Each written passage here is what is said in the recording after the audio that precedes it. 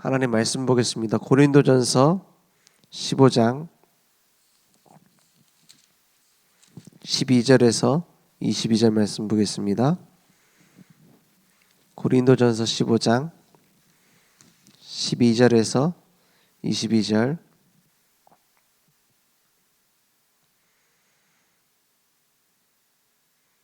저와 여러분이 함께 합독하겠습니다. 한 목소리로.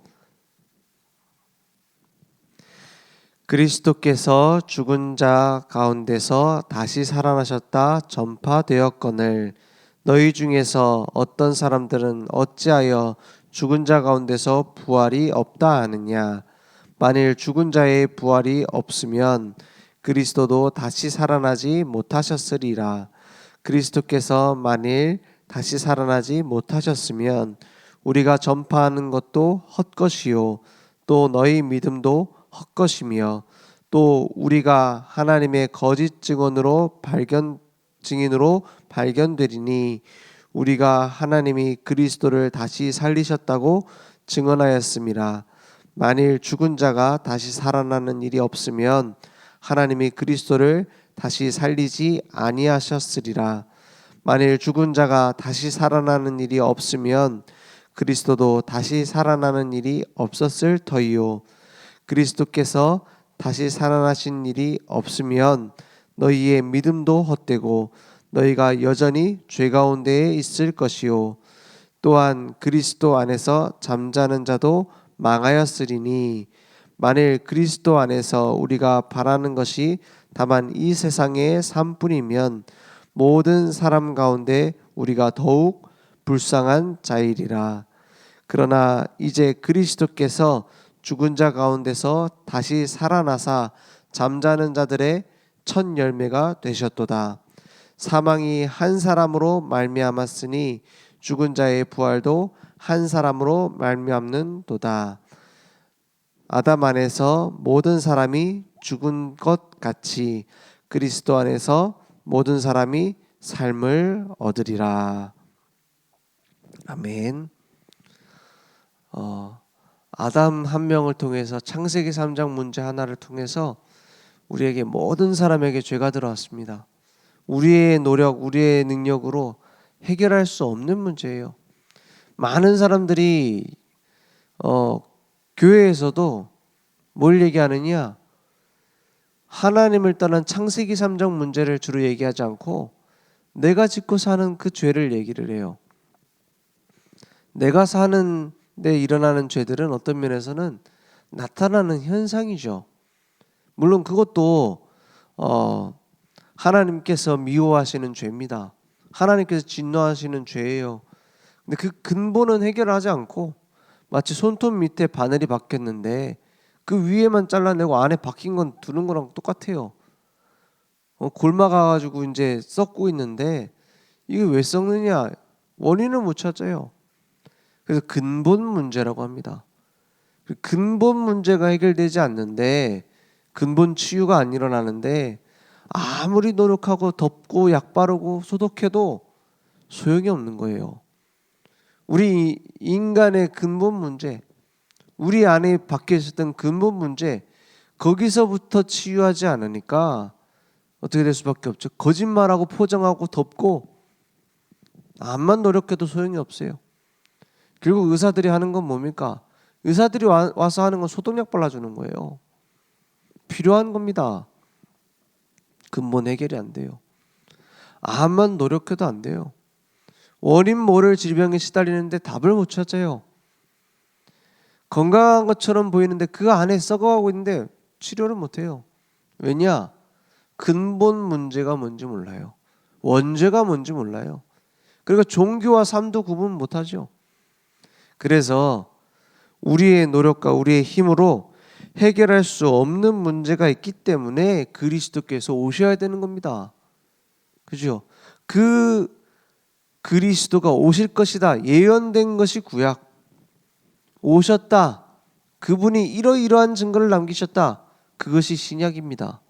그 전체 흐름을 보고 믿는 것을 보고 구속사적인 믿음이라고 합니다. 그리스도께서 영세전에 준비되셨다가 우리를 찾아오셨다. 성육신 하셔서 사람의 몸을 입고 오셨다. 그분이 우리의 죄를 모두 짊어지시고 십자가에 죽으셨다. 죽음으로 끝나지 아니하고 죽음을 이기고 부활하심으로 모든 문제를 끝내셨다. 부활하신 그분은 하늘로 올라가셔서 승천하셔서 다시 오시겠다고 약속하셨다. 그 사실을 믿는 겁니다. 언제 다시 오시느냐? 이 이름이 땅끝까지 증거될 때. 그래서 우리는 영원한 것을 위해 사는 겁니다. 이 땅에 잠깐 썩어질 것을 위해 사는 게 아니에요. 성삼위 하나님이 영원하시고 구원받은 우리가 영원해요. 마귀도 영원한 존재입니다. 계속 마귀의 목표는 뭐죠? 같이 망하는 거예요. 이기는 게 아닙니다, 마귀는. 그래서 어떻게 해요? 우리를 공격해서 넘어뜨리고 빼앗는 것이 아니라 속이려고 해요. 뭘 모르도록 속이느냐? 복음의 완전성을 모르도록. 아는데 못 누리도록. 그것을 가지고 살리지 못하도록. 계속 뭐 하느냐? 더 좋은 걸 가져다 줘요. 더 좋은 거. 우리가 생각했을 때 더 매력적인 거. 주로 뭡니까? 뭐 그래 믿음으로 구원받지. 맞아, 믿음으로 구원받지만 믿는지 안 믿는지는 행실을 보면 알아. 우리는 믿음 안에서 참된 착한 행실이 나와줘야 됩니다. 그죠? 열매가 맺어져야 돼요. 그렇지만 그 열매 없는 것을 보고 뿌리가 썩었다라고만 말할 수는 없는 거예요. 그 뿌리가 죽었다고만 말할 수는 없는 거예요. 치유되는 과정일 수 있는 거거든요. 근데 그걸 가지고 쉽게 막 판단하고 서로 죽이고 그렇게 만들어요. 고린도 교회에 일어났던 문제들이 다 이런 문제입니다. 그래서 마귀는 우리를 절대 이길 수 없어요. 절대 우리를 뺏어갈 수 없고 절대 무너뜨릴 수 없어요. 그래서 쓰는 방식이 뭐냐? 속이는 겁니다. 그래서 오늘도 무슨 얘기를 하느냐? 죽은 자들 가운데서 어떻게 부활했느냐? 내 생각으로는 이 말이 맞죠. 그렇지 않습니까? 의학적으로 과학적으로 어떻게 죽은 자가 부활할 수 있느냐? 그 첫 열매로 예수님이 오셨다는 말이에요. 우리는 다 부활해서 천국 갈 몸으로 살아나서 천국에 가게 됩니다. 우리 영만 달랑 가는 게 아니에요. 몸이 부활해서 천국 갈 몸으로. 이제 구원 못 받은 자는 부활해서 지옥 갈 몸으로. 그래서 지옥 가잖아요. 영원한 몸으로. 그 첫 열매로 예수님이 오셨다라는 거예요. 그래서 기독교 복음의 핵심 중에 핵심이 뭐냐? 이게 없으면 기독교 아닙니다. 기독교 복음의 핵심 중에 핵심이 뭐냐? 예수님은 실제로 역사적으로 부활하셨단 말입니다. 그 사실의 증인이에요. 한마디로 말하면 부활의 증인이 그리스도의 증인입니다.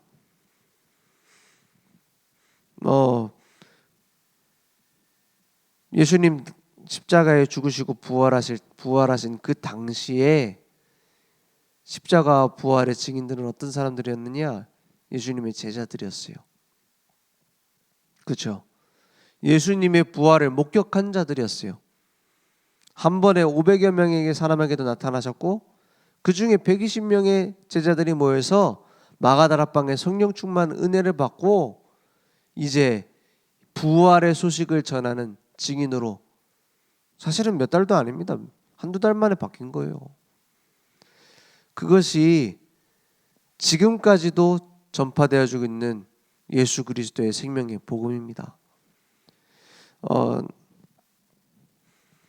그래서 예수 부활의 증거하면은 주로 제일 중요한 게 이 역사적 증거예요. 성경에 예언되었었던 예수님이 직접 내가 십자가에 죽을 것이고 부활할 것이다를 계속 얘기하셨어요. 어느 정도냐? 제자들이 말릴 정도로 얘기하셨어요. 그 끔찍한 얘기 좀 그만하세요. 왜냐? 십자가형은 지금 우리는 승리하셨으니까 십자가 감사하다 그러지, 그 당시의 제자들의 십자가는 반역자들이 죽는 자리예요. 그러니까 반역자들의 특징이 뭡니까? 동조하던 사람들 다 같이 잡혀가요. 그죠? 예수님 제자들도 같이 죽어야 되는 거예요. 그러니까 제자들은 벌벌 떨 수밖에 없는 겁니다. 예수님 십자가에 죽는다 하면은. 근데 맨날 십자가 죽는다는 거예요. 그리고 막 겟세마네 막 이런 데 기도하러 올라가시면서도 그 얘기를 하시는 거예요. 그러니까 제자들이 두려워했어요. 예수님 십자가에 죽으시는 것을. 그리고 죽으실 때 다 도망갔어요. 그죠? 제자들이 얼마나, 우리 입장에서는 그 뒷얘기를 아니까는 얼마나 우습습니까? 여자아이가 와가지고 예수 십자가에 죽는데 너 베드로 아니냐, 너 그 예수님과 함께 있던 자 아니냐 하고 의심하니까 나 그런 자 모른다 막 저주하고 3번이나 부인하잖아요. 근데 우리 같아도 그렇게 될 가능성이 높아요. 반역자가 죽는 자리란 말이에요. 그래서 예수님이 부활하지 않았다면 설명할 수 없는 것들이 있습니다. 첫 번째, 반대하는 자들이 오히려 예수님의 부활을 증거하고 있어요. 반대하는 자들이 뭐라고 했느냐? 예수님이 죽으신 지 3일 만에 살아나셨거든요. 그러니까 무덤에서 걸어 나가셨단 말이에요. 들어가 보니까 빈 무덤이라. 그래서 했던 말이 뭐냐? 시체 도난설입니다. 시체가 없어졌다. 훔쳐갔다. 근데 예수님이 부활을 3일 만에 할 거라고 계속 얘기하셨어요. 예언해놨어요. 그러니까는 로마 군인들 입장에서는 어떻게 해야 되죠? 시체 도난당하는 걸 막기 위해서 군대가 동원됐어요. 한 개 중대가, 그러니까 100여 명의 군인들이 지키고 있었단 말이에요.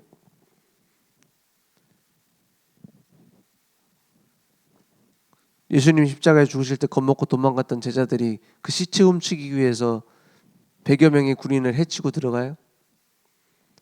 일단 그것부터 말이 안 되는 거예요. 시체 도난당했다. 두 번째 뭐냐? 이 예수님이 부활하셔서 여기저기 다녔다라는 목격자들이 나온 거예요. 그죠? 그것도 며칠 동안을. 그러니까 뭐라고 하냐? 너무 예수님을 보고 싶어하던 제자들이 잘못 봤겠지. 집단 환상설입니다. 그 반대하는 사람들이 한 얘기예요. 근데 이게 환상으로 설명이 안 돼. 같이 사세요, 막 예수님이 부활하셔서. 나중에 감람산에 올라가서는 막 40일 동안 제자들하고 막 얘기하고 미션 주고 포럼하고 이렇게 하신단 말이에요. 이게 지금 환상으로는 설명이 안 돼. 그리고 예수님의 못자국 만져봐라 했잖아요. 그래서 막 손 집어넣어보고 막 만져보고 했단 말이에요. 이거는 살아났다고밖에 설명이 안 돼. 그래서 말하는 것이 덜 죽였구나. 기절설입니다. 오히려 이 세 가지는 예수님의 부활을 반증합니다. 시체 도난설, 무덤에 시체가 없었단 말이에요. 그죠? 환상설, 목격자가 있었단 말입니다. 기절설, 분명히 살아나셨다.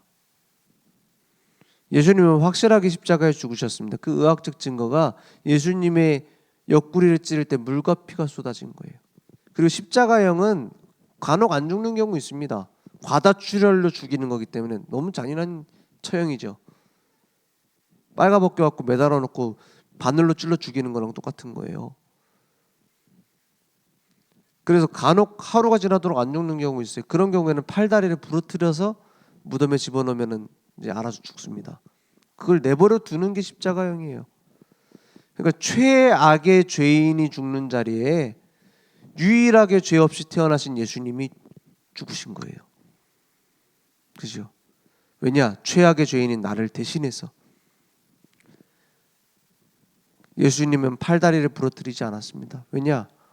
십자가에서 확실하게 숨지셨어요.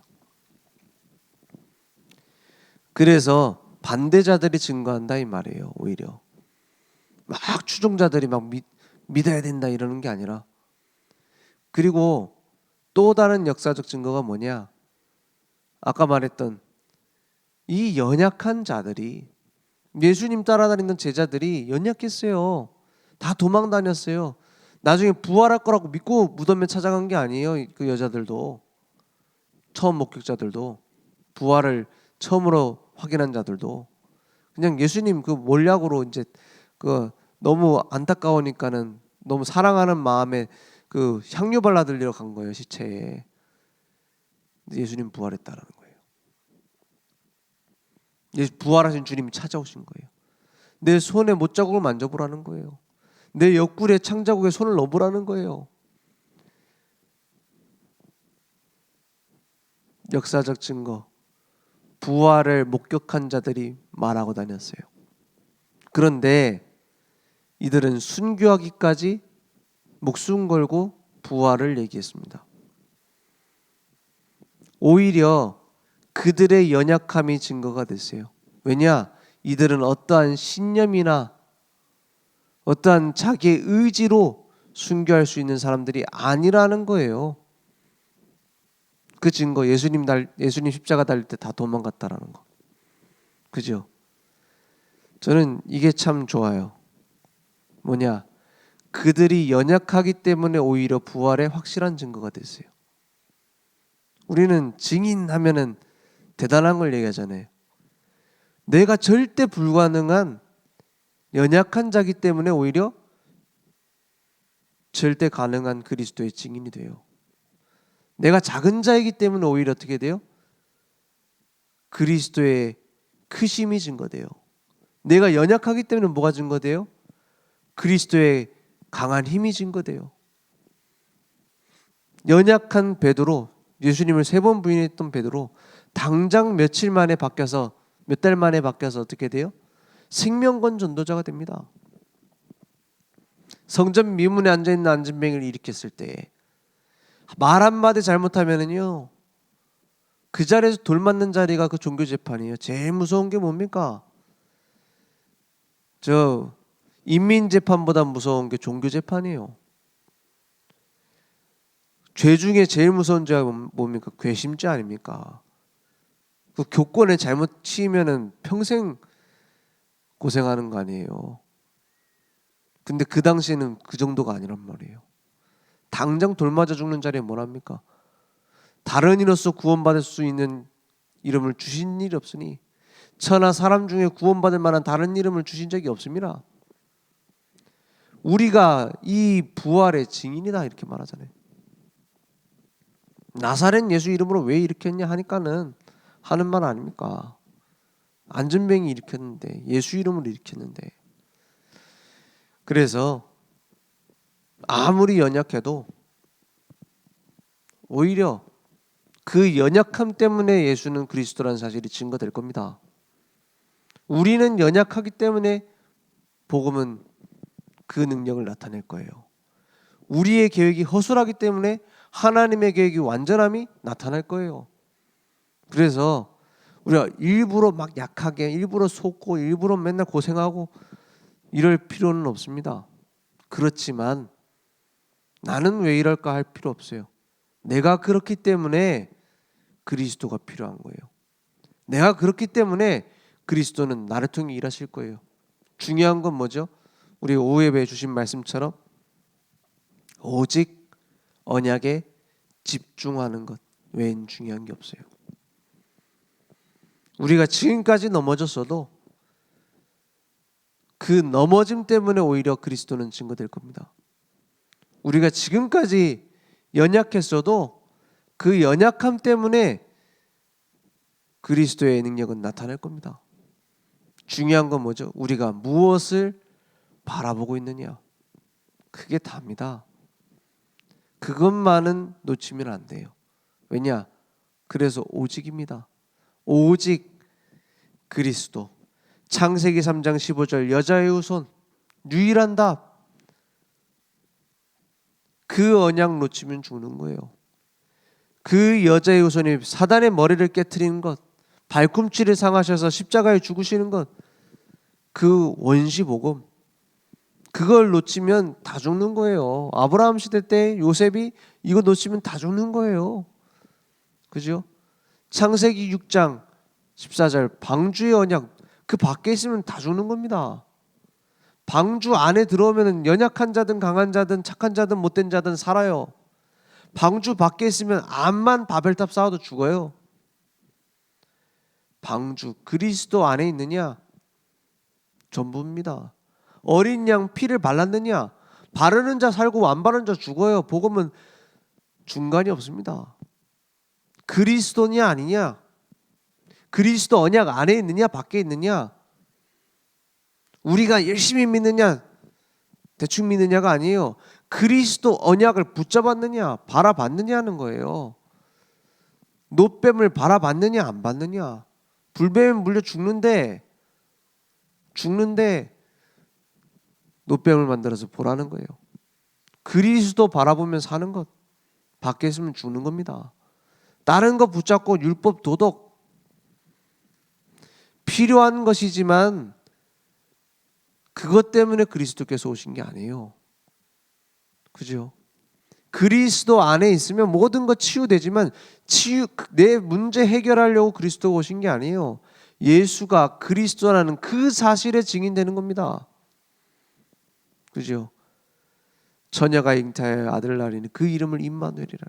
그 언약을 놓친 자는 모든 것 놓치는 거예요. 그 언약을 붙잡은 자는 그 안에 모든 것 있는 겁니다. 예수는 그리스도 모든 문제 해결자, 다른 건 필요 없다. 헌신도 할 필요 없고 율법도 지킬 필요 없고 내 노력도 할 필요 없고 회사 갈 필요도 없고 그런 말이 아니에요. 다른 어떤 것보다 그것을 붙잡지 않으면 사단 이길 수 없다. 다른 어떤 것보다 그것을 먼저 붙잡지 않으면 다른 것도 다 놓치게 돼 있다. 그리스도 붙잡지 않으면 암만 율법 행실을 해도 그 속에 썩어 있는 것 치유되지 않는다. 그것을 우리는 붙잡은 증인인 것입니다. 그래서 날마다 어디로 가느냐? 모든 일에 이제는 그리스도의 증인으로. 오히려 엠마오로 가는 그 연약한 자들이, 연약한 흔들리는 자들이 그 흔들림 때문에 언약 붙잡았을 때의 증인 되어졌어요. 오늘까지 흔들렸으면 오늘 붙잡으면 됩니다. 오늘까지 무너졌으면 지금 새로 시작하면 됩니다. 왜냐? 하나님은 실수하지 않으세요. 내 과거 하나님 실수하지 않았어요. 내 가정 하나님은 실수하지 않았어요. 내 오래된 숨은 문제 하나님은 그걸 통해서 만들어 가세요. 증인의 삶으로 결단해요. 나를 증인 만드시려고 이제는 이유 있는 부활의 증인으로 이제부터는 하나님이 하실 겁니다. 앞으로도 넘어져도 괜찮고 뒤로 넘어져도 괜찮습니다. 왜냐? 누구와 함께해요? 그리스도께서 나와 함께. 지난주에 사실적인 복음을 누리라고 말씀 주셔가지고 늘 생각해봤어요. 예수님이 옆에 서 계시다면 어떨까? 부활하신 주님이 내 옆에 서 계시다면 어떨까?